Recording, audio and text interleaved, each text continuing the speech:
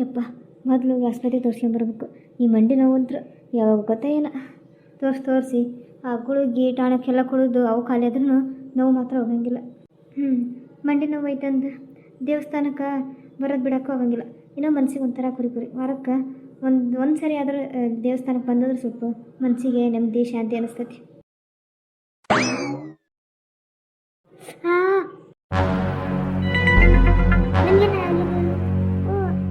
Aunty ನೀವಾ?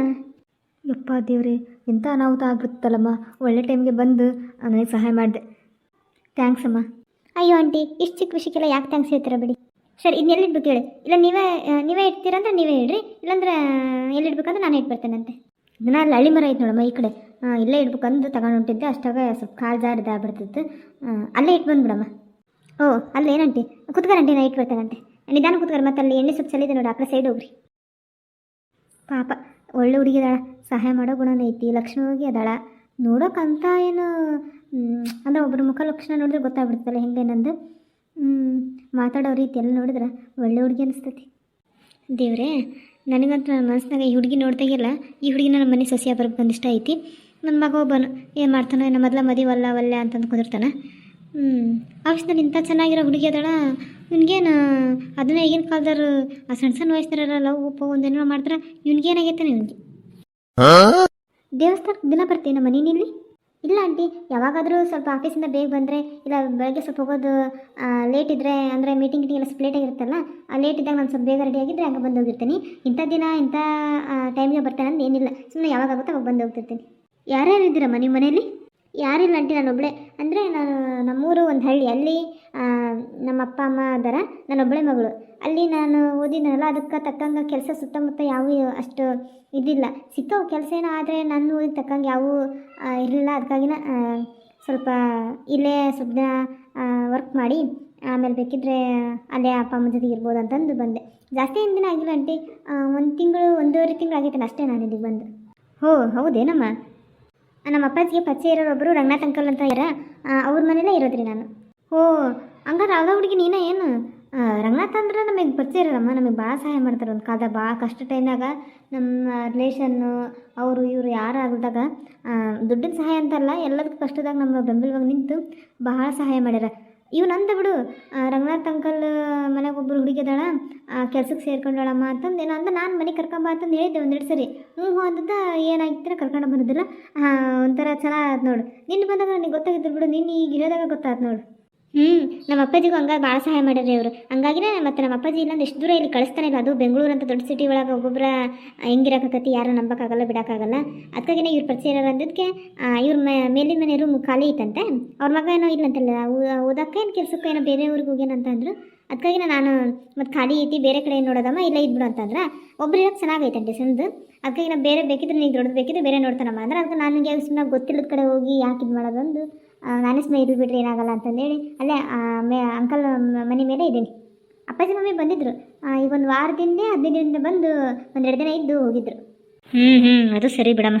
ಇವತ್ತೇನು ಆಫೀಸ್ಗೆ ಹೋಗಿಲ್ಲ? ಹೋಗ್ಬೇಕಂಟಿ, ನಾನು ಸ್ವಲ್ಪ ಇವತ್ತು ಬೇಗ ಇದ್ದಿದ್ನ, ಅಂದರೆ 4-5 ಗಂಟೆಗಿತ್ತೇನ, 5:30 ಇತ್ತನ, ಅಷ್ಟೊತ್ತಿಗೆ ಎದ್ದೆ. ಏನು ಕಸ ಹೊಡೆದು ಕಲರ್ಸಿ ಪೂಜೆ ಮಾಡೋದು ಎಷ್ಟೊತ್ತಕತಿ, 1-2 ತಾಸು ಮುಗಿದು ಬಿಡ್ತೈತಲ್ಲ, ಬೇಗ ರೆಡಿ ಆಗಿದ್ದೆ. ಇನ್ನು ಆಫೀಸ್ಗೆ ಹೋಗೋದು 9:30-10 ಗಂಟೆಗಲ್ಲ, ದೇವಸ್ಥಾನಕ್ಕಾದ್ರೆ ಹೋಗಿ ಬಂದ್ರತ್ತ ಹಂಗೆ ಬಂದೆ. ಈಗ ಮನೆಗೆ ಹೋಗಿ ಏನಾದರೂ ಟಿಫನ್ ಮಾಡ್ಕೊಂಡು ತಿಂದು ಆಮೇಲೆ ಆಫೀಸ್ಗೆ ಹೋಗ್ತೀನಿ. ಅಲ್ಲಮ್ಮ, ಈಗ ಹೆಂಗಿದ್ರು ನನಗೆ ಕರ್ಕೊಂಡು ಹೋಗೋಕೆ ನನ್ನ ಮಗ ಬರ್ತಾನೆ, ನಮ್ಮ ಮನೆಗೆ ಹೋಗ್ಬಿಡಮ್ಮ, ನಮ್ಮ ಮನೆಗೆ ಟಿಫನ್ ಮಾಡಿ ಹಂಗೆ ಆಫೀಸ್ಗೆ ಹೋಗ್ಬಿಡುವಂತಿ. ಅಯ್ಯೋ ಇಲ್ಲ ಆಂಟಿ, ಪರವಾಗಿಲ್ಲ, ಬೇಡ, ಇನ್ನೊಂದ್ಸರಿ ಯಾವಾಗಾದ್ರೂ ಬರ್ತಾನಂತೆ. ನೀವು ಹೋಗ್ರಿ, ನಾನು ಮನೆಗೆ ಹೋಗಿ ಟಿಫನ್ ಮಾಡಿ ಆಮೇಲೆ ಆಫೀಸ್ಗೆ ಹೋಗ್ತೇನಂತೆ. ಅಯ್ಯೋ, ನಮಗೆ ಗೊತ್ತಿರೋರು ಸಿಗೋದು ಅಪರೂಪಮ್ಮ.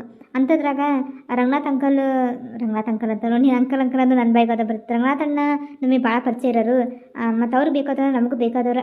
ಏನಾಗಲ್ಲ ಬಾರಮ್ಮ, ನಾವೇನು ದಿನ ಕರಿತೀವಿ, ಯಾವಾಗ ಒಂದ್ಸರಿ ಕರಿತೀವಿ, ನಮ್ಮ ಹಂಗೆ ಇಲ್ಲ ಅನ್ಬಾರ್ದು. ನೀನು ಬರಬೇಕು ಅಷ್ಟೇ ನೋಡಮ್ಮ, ನೀನು ಬರಲಿಲ್ಲ ಅಂದರೆ ನಿಮಗೆ ಭಾಳ ಬೇಜಾರಾಗೋದು ನೋಡು. ಇವ್ರೇನೋ ಕರೀತಾರ, ಪದೇ ಮನೆಗೆ ಹೋದ್ರೆ ಬಾಸ್ ಏನಾದರೂ ಅಂದ್ಕೊಂಡ್ರೆ, ಮತ್ತು ಸುಮ್ಮನೆ ನನ್ನ ಬಗ್ಗೆ ಏನಾದರೂ ತಪ್ಪು ತಿಳ್ಕೊಂಡ್ರೆ. ಏನು ಯೋಚನೆ ಮಾಡಕತ್ತೀಯಮ್ಮ?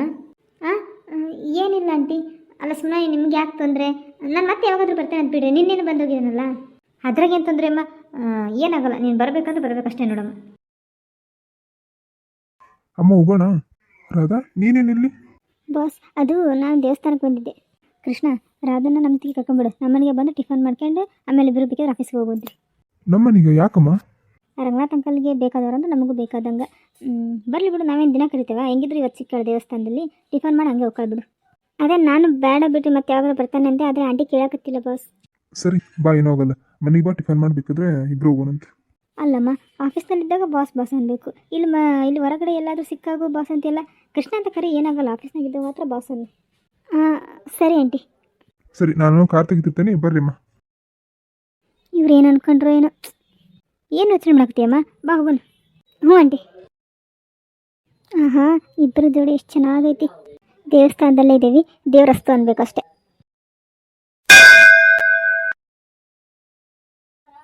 ಲಕ್ಷ್ಮಿ, ಚಾ ಮಾಡ್ಲೇನು ಸ್ವಲ್ಪ? ಇಲ್ಲಿ ಬಿಡ, ಬೇಡ ಚಾ ಏನು. ಇವರು ಫೋನ್ ಮಾಡಿದ್ರು, ಕಾರಿಗೆ ಹೇಳ್ಯಾರಂತೆ ಮಧ್ಯಾಹ್ನಕ್ಕೆ ಬರ್ತದಂತೆ.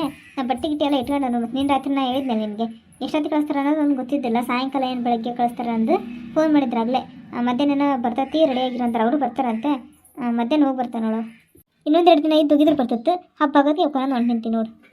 ಇಲ್ಲಿ ಬಿಡವ, ಮತ್ತೆ ಯಾವಾಗ ಏನಾರ ಇದ್ದಾಗ ಬರ್ತಾನಂತೆ. ಇವ್ರು ಪಾಪ ಬೇಜಾರಾಗತ್ತೆ. ಮನೆ ಬಂದಾಗ ಅಷ್ಟೇ ಹೇಳಿದಾರೆ. ನಾನು ಮತ್ತೆ ಹಬ್ಬ ಮುಗಿಸ್ಕೊಂಡು ಬರ್ತಾನೆ ಅಂದಿದ್ದೆ. ಮತ್ತು ಈಗ ಫೋನ್ ಮಾಡಿದ್ರು, ಮತ್ತೆ ಹಂಗೆ ಯಾವಾಗ ಬರ್ತೀನಂದು ಹೋಗ್ತಾನಂತ. ಮತ್ತೆ ಯಾವಾಗ ಹಬ್ಬ ಇದ್ದಾಗ ಮತ್ತೆ ಬಂದು ಉಳ್ಕೊಂಡು ಹೋಗ್ತಾನಂತೆ.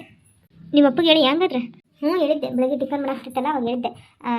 ಅಪ್ಪ ಇದ್ದಾಗ ಫೋನ್ ಮಾಡಿದ್ರು ಇವರು, ಹಿಂಗೆ ಕಾರ್ ಗಾಡಿ ಕಳಿಸ್ತೇನೆ ರೆಡಿಯಾಗಿರೋ ಅಂತ ಅಂದ್ರೆ. ಅದಕ್ಕೆ ಯಾರವ ಅಂತಂದ್ರೆ ಹಿಂಗಪ್ಪ ಇವತ್ತು ಮತ್ತೆ ಹೋಗ್ಬಿಡ್ತೇನೆ, ಮತ್ತೆ ಯಾವಾಗ ಇದ್ದಾಗ ಅಡ್ಡಾಡ್ಕೆ ಅಂತ ಯಾವಾಗ ಬಂದು ಹೋಗೋಣಂತೆ. ಹೋಗೋಣಂತೆ. ಕೀಕಿ ರಮ್ಯಾನು ಬಂದಾಳಂತ ಮನೆ ಹಬ್ಬಕ್ಕೆ. ಮತ್ತು ಪಾಪಾಕಿನ ಹೊಸ್ತಾಗ ಬಂದಾಳ. ಹಂಗೆ ಸ್ವಲ್ಪ ಇದಾಕತಿ ಭಾಳ ದಿನ ಇಲ್ಲೇ ಇರೋದಂತ ಅಂದೆ. ಸರಿ ತಗೊಳ, ಹೋಗೋ, ಯಾವಾಗಿದ್ದು ಹೋಗೋದಲ್ಲ, ಹುಷಾರು ನೋಡು ಅಂತಂದು ಅಂದು. ಸರಿ ತಗ, ಮತ್ತು ಹಳೇಂದ್ರ ಬರ್ತಾರಂತಿ, ಏನಾರ ಊಟಕ್ಕೆ ರೆಡಿ ಮಾಡ್ತಾರಂತೆ. ನೀನು ಬ್ಯಾಗ್ ನೋಡಿ ಏನೇನು ಬಿಟ್ಟು. ಪಾಪನು ಏನೇನೋ ನೋಡು, ತಲೆ ಕಟ್ಟವು, ಸ್ವೆಟರು, ಆಮೇಲೆ ಅವು ಕಾಲಿಗೆ ಹಾಕವು, ಕೈಗೆ ಹಾಕವು, ಏನಂತಾರಲ್ಲ ಸಾಕ್ಸ್, ಅವನು ಎಲ್ಲ ಇಟ್ಕೊಂಡು ನೆನ್ಪು ಮಾಡಿ. ಸುಮ್ಮನೆ ಅದು ಇದು ಅಂತ ಸುಮ್ಮನೆ ರಾಮಾಯಣ ಮಾಡ್ಕೊಂಡು ಕುಂದ್ರಬೇಡ. ಸುಮ್ಮನೆ ಯಾವುದೋ ಒಂದು ರೈಸ್ ಮಾಡು, ಟೊಮೆಟೊ ರೈಸ್ ಮಾಡಿಬಿಡು ಸಾಕು, ಮತ್ತೇನು ಮಾಡಬೇಡ.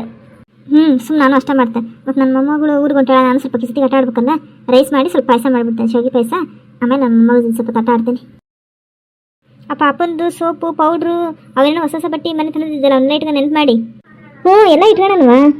ಹಾಯ್ ಫ್ರೆಂಡ್ಸ್, ಇವತ್ತಿನ ವಿಡಿಯೋ ನಿಮಗೆ ಸ್ವಲ್ಪನಾದರೂ ಇಷ್ಟ ಆಗಿದ್ದರೆ ಪ್ಲೀಸ್ ಫ್ರೆಂಡ್ಸ್ ಲೈಕ್ ಮಾಡಿ, ಶೇರ್ ಮಾಡಿ, ಹಾಗೆ ಕಮೆಂಟ್ ಮಾಡಿ. ನನ್ನ ಚಾನಲ್ನ ಯಾರು ಸಬ್ಸ್ಕ್ರೈಬ್ ಮಾಡದೆ ವಿಡಿಯೋ ನೋಡ್ತಿದ್ದೀರೋ ಪ್ಲೀಸ್ ಫ್ರೆಂಡ್ಸ್ ಸಬ್ಸ್ಕ್ರೈಬ್ ಮಾಡಿಕೊಂಡು ವಿಡಿಯೋ ನೋಡಿ. ಮತ್ತೆ ಮುಂದಿನ ವಿಡಿಯೋದಲ್ಲಿ ಸಿಗ್ತೀನಿ. Thanks for watching.